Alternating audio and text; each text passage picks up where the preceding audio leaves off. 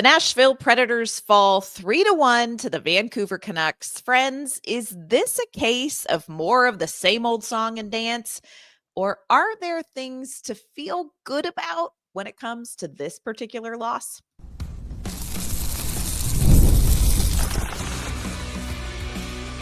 You're Locked On Predators, your daily podcast on the Nashville Predators, part of the Locked On Podcast Network, your team every day.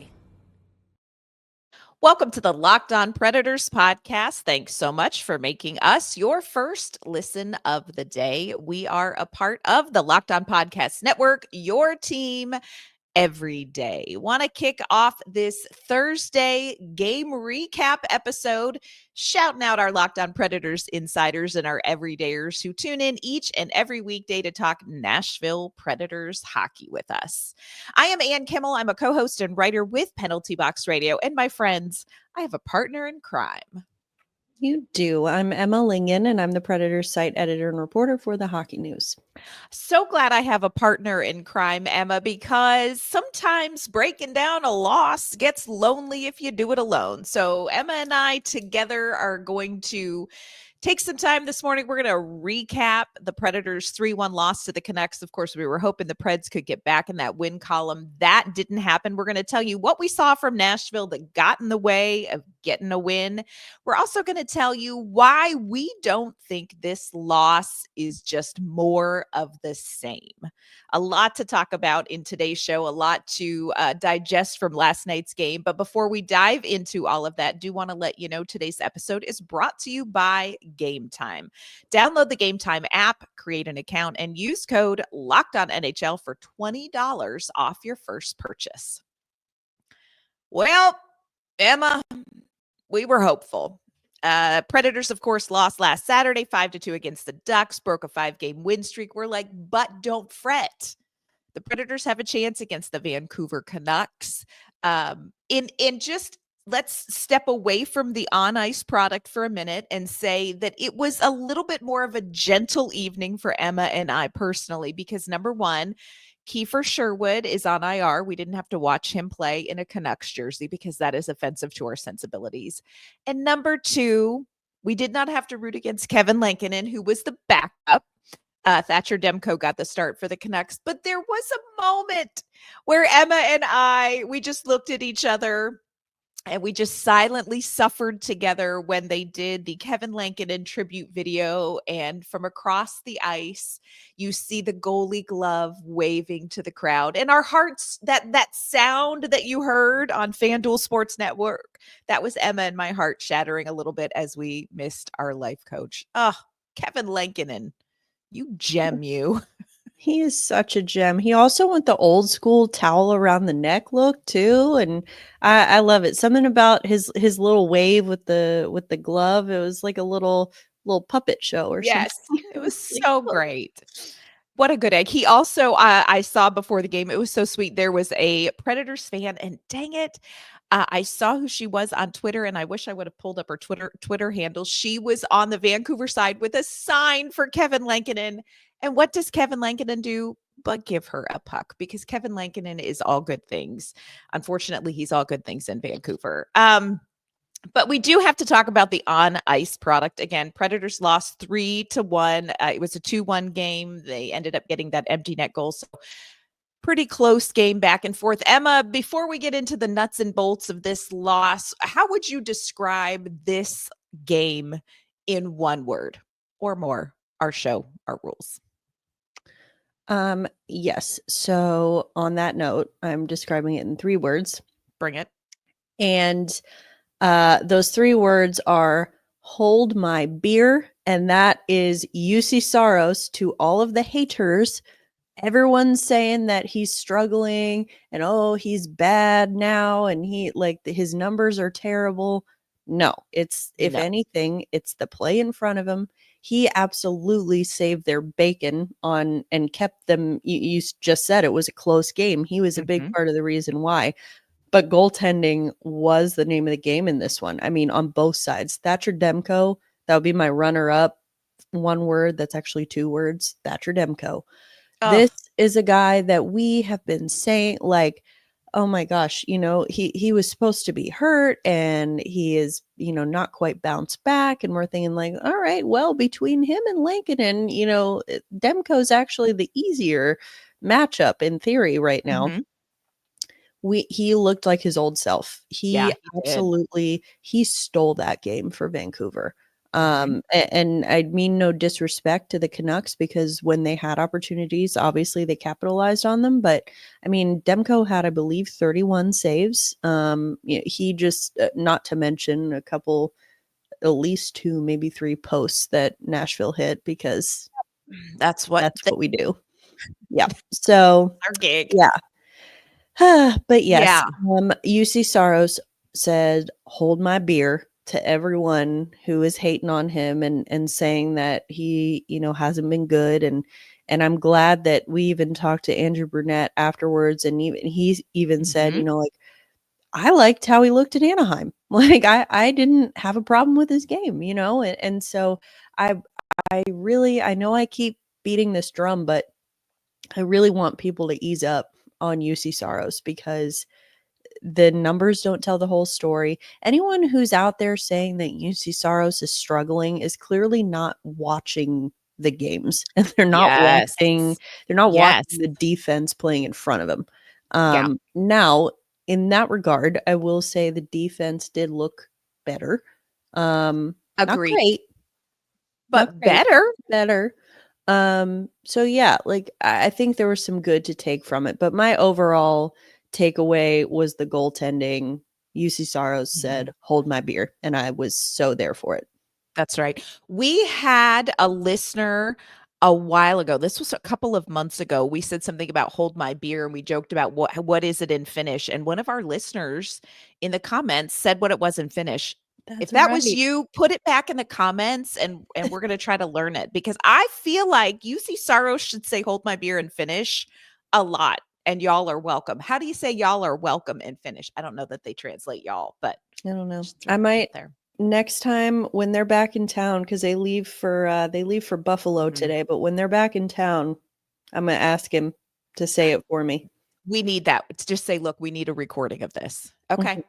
Yep. Don't worry, you all. We're gonna get this done. When I look at last night's game, my one word is four words. And the four words are The Empire Strikes Back, which, if you have seen Star Wars, you will know that The Empire Strikes Back, that is the second movie. Star Wars, The Empire Strikes Back, and then the third is Return of the Jedi. Yes, I know there are more prequels, but we don't really talk about those in my house. We are absolutists in this house. It's a whole thing, y'all. If I told you the truth about what goes on in my house when it comes to Star Wars and Transformers, I don't know. I don't know. I don't know what would happen to the podcast. But anyway, all that aside, The Empire Strikes Back, it was a sequel. Much better movie than Star Wars. I think anybody who has seen the original trilogy would say that. But the storyline isn't resolved. And that's why you've got to go to Return of the Jedi. And that's what this game felt like. It felt like The Empire Strikes Back, like better game than what we've seen previously. But damn, y'all, the storyline is not resolved because this team still isn't getting the wins. And man, that is what has been so tough for this team. And, if you've been an everydayer, if you're an insider, you know that we've talked about this. Like, a lot of times the team is doing enough, but still not getting the win. Of course, we chat with our insiders before, during, and after games. There's a lot of commiseration going on. You guys, we really, we have needed the insiders this season, Emma. So we asked for their one words. We asked for kind of their thoughts, their perceptions after the game. Gayton's one word is 5 words, which is allowed. Insiders, our show, their rules. His 5 words are NHL trade of the week. Nashville Predators trade explosive offense and poor defense for improved solid defense and more shots on goal, but less scores. Not sure if any draft picks were involved in that trade. I certainly hope not. And yeah, For sure. Another insider's one word was smothered, and not like the hash browns. Just thinking that Vancouver played a better defensive game than Nashville did. And I think that overall Nashville's defense was better. I think Vancouver capitalized on a couple of mistakes, which is something that maybe Nashville couldn't cash in on. Another insider's one word is regression. Is it time to talk about Yosi's play this year, which is something that we are going to touch on real quick? And there was a lot going on in this game that we can look at and say this was a problem. Chris, one of our insiders, mentioned some. He said the guys have to clean up the turnovers and limit, those odd man rushes as usual. Vancouver's first goal off the rush. Of course, Nashville's first goal was a goal in transition as well. Coming up, we are going to touch on what we're seeing from Roman Josi's performance this year. We are also going to hear from Andrew Brunette. Andrew Brunette talked about one of the glaring problems and issues that we saw last night that could have cost the Predators the game, and that actually came on the power play. We'll tell you what he said.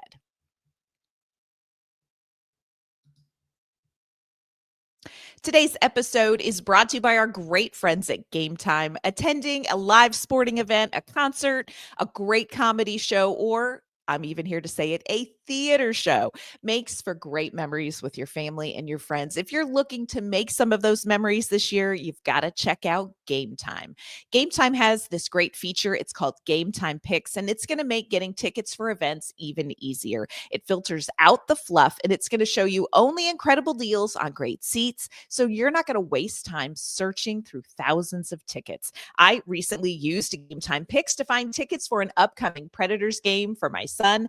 Browsing through the deals is very simple. I found great value for all kinds of seats all the way around Bridgestone Arena. The super deal was very impressive. It offered the best value for the game. The app's features like in-seat views before you buy and that all-in pricing means that there are no surprise fees at checkout.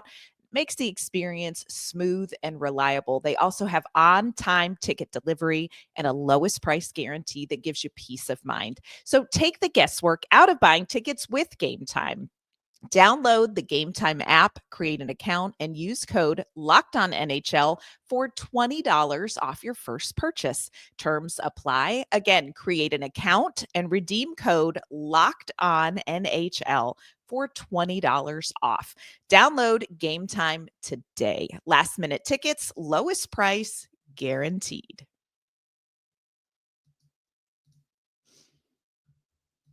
All right, Emma, again, Nashville Predators fall 3-1 to the Vancouver Canucks. We're going to try to dissect it in this segment. We are going to take an honest look at some of the things that need looked at. And one of our insiders is like, hey, Roman Josi, let's just kind of look at this year.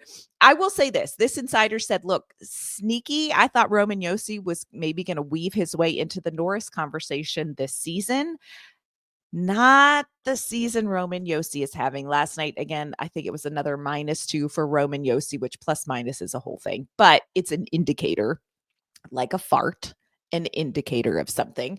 You know, when you look at Roman Josi's season, this is one of those players that, Barry Trotz is counting on to be a backbone for this team. Forsberg, Saros, Yosi, Stamkos, Marchessault. These are the guys. When you look at what Roman Josi has done this season, how concerned are you about his play? Because you know what people are going to say, Emma. People are going to say, this is the beginning of the end for Roman Josi. Oh, this is his decline. They were saying it last year, and then he was a freaking Norris finalist. I know. So with Roman Josi, again, two things can be true. Mm-hmm. Number one, yes, the first goal for Vancouver that they scored in transition, it was Hoglander hit him with the toe drag. He embarrassed Roman Josi on that play. You know what? It happens. It happens. And so that was not good. I mean, that was a little bit, that was on Josi. But I think that overall, I'm not concerned about his play because, again, I'm going back to the overall play of the defense being an issue. And I think that Roman Josi is relied upon to do too much with Mhm. this current structure because especially, you know, like he's a very talented offensive defenseman, obviously, but he's also incredibly skilled in his own zone. Ideally, you want him paired with a more kind of traditional defensive defenseman because that frees him up to go out and do his thing. Right now, he's been paired with Justin Barron. And again, I know I keep beating this dead horse, but that's two offensive defensemen on the same pairing. And Mhm. he is, you know, he's being relied upon to do everything because Justin Barron, while skilled offensively, not especially responsible in his own zone. Yes. So Yosi is out there trying to do it all and he can only do so much. And so, you know, with people talking about Yosi's play, it's hard to really get what they're looking at in particular because if you think okay defensively his play hasn't been there, it's like well okay he got embarrassed on that first goal by Vancouver. That happens, but and you know he had the turnover that led to it. It Yeah. happens. You know what, it's one play. Offensively, he hasn't been there, like, the numbers haven't been what they usually are, but that's because he's being relied upon too much in his own zone, and he doesn't really have the freedom to do that, and so I still there is absolutely 0 part of me that gets nervous or Mhm. concerned or anything when I see Roman out there on the ice None. because none. Like, there's nothing again with all of the things that have gone wrong for this team this year. Roman Yosi is not the reason. Neither is Juuse Saros. Just putting it out there. So I just think that you know there's enough wrong with this Mhm. team, and we don't need to go looking for things that aren't actually the problem. Yeah.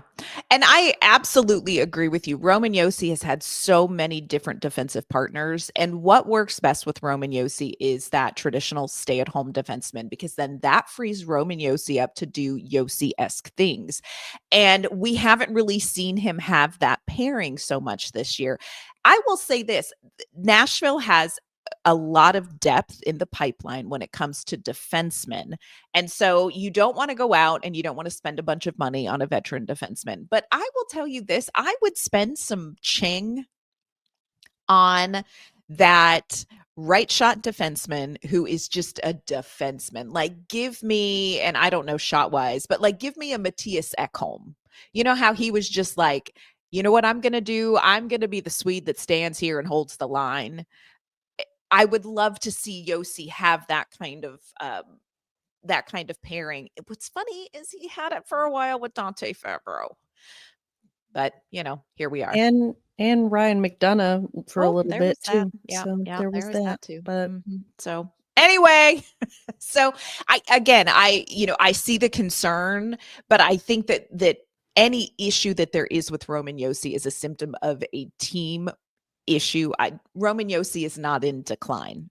And no. I would not want to be the person who tried to suggest such to Roman Yossi. Another thing that insider Corey, or one of our insiders, pointed out is he talked about rebounds. And he said it seems like there's nobody home for any of the rebounds. The Preds probably could have had 3 to 4 goals if they can get to the net front. So I went and looked up some statistics, and there is some truth to what Corey's eye test is telling him. Nashville ranks 20th in the league this season at 5-on-5 for rebound shots on goal. So 20th. Okay. All right. We could do better.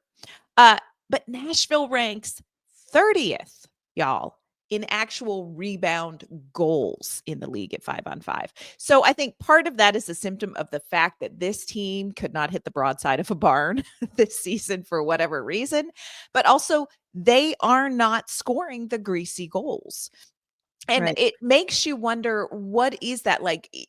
Is Nashville missing some of those players that are going to get to the inside? And when I picture in my mind games and net front, Ryan O'Reilly is somebody that you sometimes see there.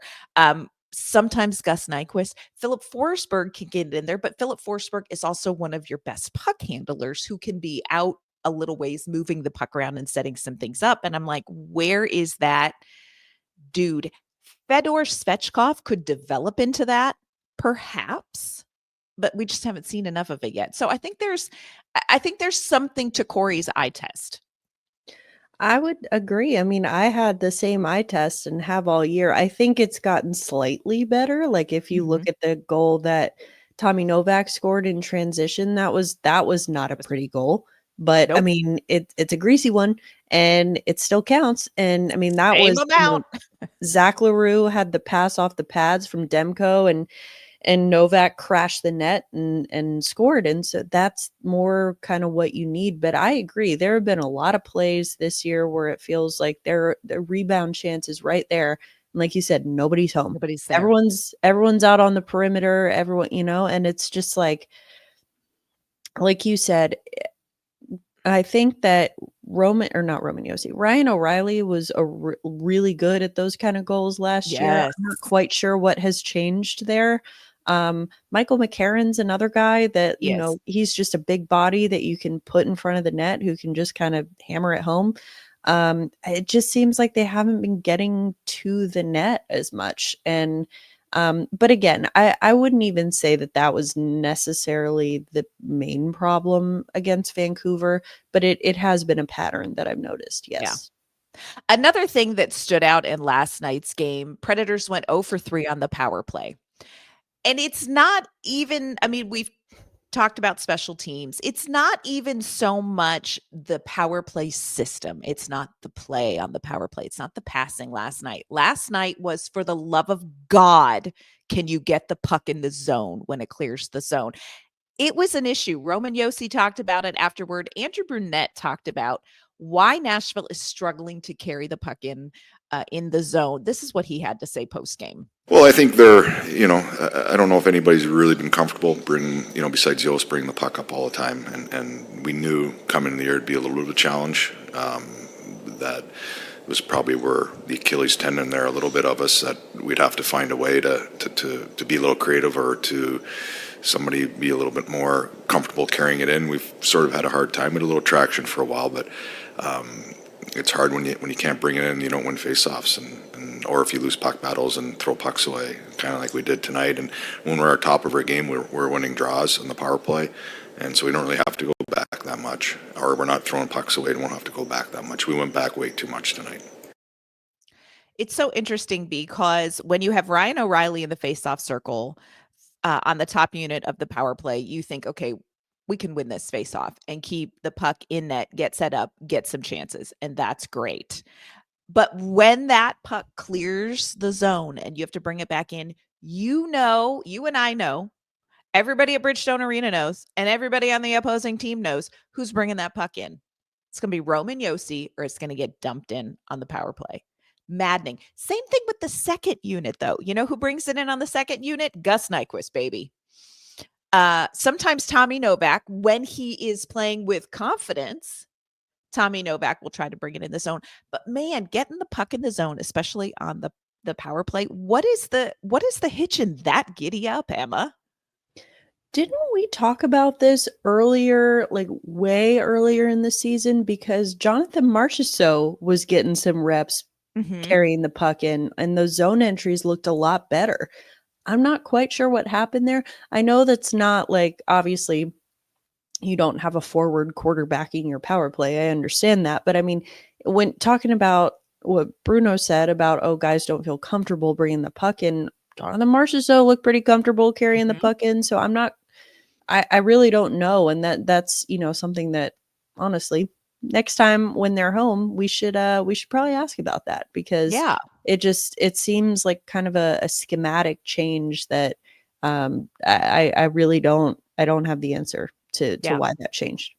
And what they're doing now is not, or did not, work versus Vancouver. And I think it's something that at times we have seen. If this team can keep the puck in the zone, the power play can get some things going. But once it clears the zone, you almost feel like, well, there goes the other minute and 45 seconds, as we cannot get it in and get it set up. And you're right about Jonathan Marchessault. He did used to bring it in.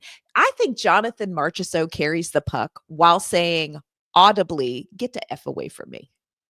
Yeah. I think that's how Jonathan Marchessault carries the puck around on the ice. I'm 99% sure it's audible.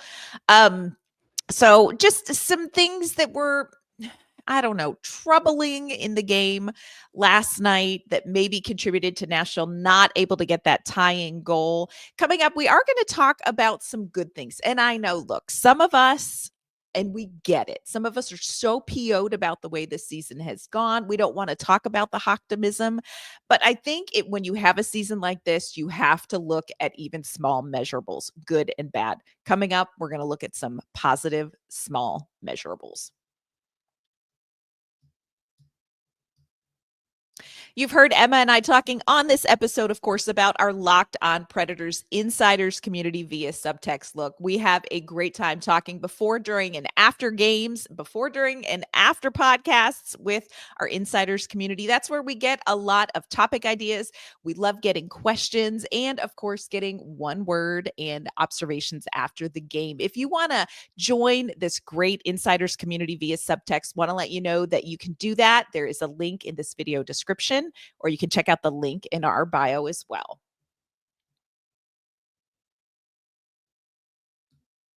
All right, Emma, we are going to look at some positive measurables because I think in a season like this, it's easy to get lost in the, oh my gosh, this team was supposed to be good and they're not. But you got to look at the positive measurables over an 82 game season. So for me last night, I think another thing that we have to look at, that we have to say, okay, not only was this good in last night's game, but this may bode well for the Predators next season. The play of Tommy Novak on a line with Fedor Svechkov and Zachary, just call him Wicked LaRue. Tommy Novak, of course, like you said, had the goal for the Predators, came off of a pass from Zachary LaRue. When you look at this line, what works? I mean, I think you talked about it earlier with Tommy Novak playing with confidence. That's a huge part of it. I think that Svechkov is playing with more confidence as well. I think, I just think that these guys are, you look at the goal that they scored against Vancouver. That's their quote unquote kid line, although Novak's not really a kid, but I mean, it's the two younger guys, the two rookies on that line. And there's some credence to that. They're fast, they're quick, they're not afraid to get to the net and score the greasy goals. And so I think that, but then at the same time, you have a lot of skill on that team. Or on that line rather, you have Svechkov who can score from, the different angles. I think LaRue could be that guy, the guy that gets to the net and scores the ugly goals if he develops into that. But I don't know. I think that line, that was the best line last night. And looking at, I think Andrew Brunette talked about it afterwards that, all four lines were going. And that is a big difference from what we saw earlier in the year. I know like it feels like a lot of the same. It feels like, watching that game, and it was 2-1 for most of the game until at the end when Vancouver scored the empty netter. But it's like, God, I feel like we have watched this exact game, like the score wise, we have watched this game so many times this year. And we have, but it's different now because again, like the chances are there.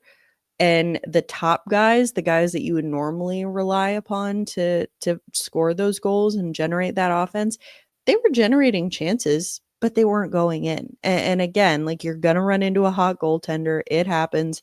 But I think when, you kind of have that young, hungry group of guys playing together and they're playing with confidence, then that is going to go a long way. Yeah, and you saw that Novak, Svechkov, and LaRue in the games that they have played together, a majority of those games, they have been the line with the most expected goals for, the most high danger chances for. They are generating something. Novak, 3 goals, 7 points in his last 5 games. Fedor Svechkov has six goals, in 20 games played. And Zach LaRue only has 4 goals in 41 games, but here's what's interesting about Zach LaRue. Second in hits behind Luke Schenn. And Zach LaRue is not built like Luke Schenn. at all. But he plays that kind of game. And so I think there's a good combination there. I also think that is a line. It'll be interesting to see what happens with it when Evangelista comes back. But that's a line that is giving you an idea of next season, what's possible. You mentioned Andrew Burnett's comments about all four lines going. And this was something in the post game. He was answering a different question about something else. And he used the phrase, the same old song and dance. And I was like, but is it Andrew Burnett? Now, I asked it a little more professionally than that, but did ask Andrew Burnett, when you look at the loss last night against Vancouver, does it feel like the same? Does it feel the same as the losses earlier in the season? Even though you and I all know that feelings are like farts, but I didn't go into that with Andrew Burnett. This is what Andrew Burnett had to say about the loss last night. No, I think tonight's game felt, if you're going to ask me from the first, 18, 20, this is a much better feeling. I think we're much more connected. I think we got a lot more guys playing, I thought, we're deep. I thought our four lines are balanced and they're creating and didn't get results tonight, but I really like our forward group. And just tonight didn't work, but there's a better feeling for sure. I think more guys are feeling a little more comfortable with each other, with the group, maybe a little bit more, sort of invested with our group. So you feel better. There's great energy. There's great effort. Just, this league's hard. And say it all the time, it's a 3-2 league kind of thing. And, when you get one, it's going to be really hard to get anything out of it. And I get it. The distance between expectations and reality this season for the Nashville Predators is cavernous. But you also can choose to look at what is going well and what is setting this team up to maybe keep it interesting a little longer. I don't anticipate the Predators making the postseason. I hope I'm wrong, but just numerically speaking, ain't looking great. But you also need to look at, is this team headed in the right direction for next season? And there were things we saw in last night's game that makes me think this is a team that is headed in a much better direction than they were the first 20 games of the season, where they struggled to get wins, despite the final result. And we know it's a results-oriented business, but despite the result, I do think there are some positive things happening for this team. Yeah, like we're not going to sit here and try to sugarcoat it and say that, hey, it's a moral victory, guys, but like at the end of the day, that is kind of how you need to look at it, because it would be a much bigger problem if this team looked now the way they did back in November. Because that was back when we're like, have these guys even met each other before? They just look so disconnected. They don't look like anyone knows what they're doing out there. And it was painful to watch. The game against Vancouver, for example, it wasn't painful to watch. I mean, it was painful in the sense that you're like, oh, they're right there. Like, yeah, they're so my close, gosh, yes. Oh, they another post. Oh, they're, why is Thatcher Demko so freaking good tonight? Like, it's just that it's painful in that way, but it's like you can see that they're doing the right things. And I think that is more reminiscent of what we saw from the Predators in the first part of last season, before they really, kind of went on that run. It was like, all right, well, they're doing the things, but why aren't the results there? And, you can talk about, that's a whole separate conversation if you want to talk about like, well, is it a problem that's happened 2 years in a row now? But I think this team looks so different now than it did last year, just personnel wise, that, you kind of have to treat it as a separate entity. But yeah, I think that I'm glad that you asked him that and gave him a chance to kind of explain what he meant by that, because I do understand it. Like, yes, it feels like we've watched this same exact game multiple times, but it also, like, you didn't leave the game feeling like super discouraged about the way that they played. Yes. And you you can felt see it. Yeah, and you felt that, more often than not, if they play like that, they are not going to lose. Again, Thatcher Demko stole that game for Vancouver. 31 saves plus the post they hit. And, I think that Nashville was absolutely in it up until Vancouver scored the empty netter. It could have gone either way. So, Yeah. I mean, there's definitely positives to take from that. Yeah. It's been a tough season, but the Predators are certainly not done yet. And like Andrew Burnett said in that clip, that locker room is not done yet. There is good energy. There is a hunger in that locker room. We're going to see what that can produce this weekend. The Predators have a back-to-back tomorrow night in Buffalo against the Sabres, and then Saturday night in the Berg against the Pittsburgh Penguins as well. On tomorrow's show, we're going to preview this weekend back-to-back, tell you what we need to see from the Nashville Predators, and talk about how important getting 2 wins on the road is going to be for this Predators team. We're also going to take a look at that quarter-century team that was just announced for the Nashville Predators as well. Before we log off on this game recap episode, though, Emma, will you let everyone know where they can find you and your work? You can find me on Twitter and Instagram at Emma_Lingen, and you can find my work at the Hockey News. You can find me on social media at ANK_Mama on Ice. You can find my work with Penalty Box Radio as well. Friends, that is going to do it for this game day recap episode of the Locked On Predators podcast. Thanks so much for making us your first listen of the day. We will be back tomorrow previewing very important weekend back to back. We'll see you then.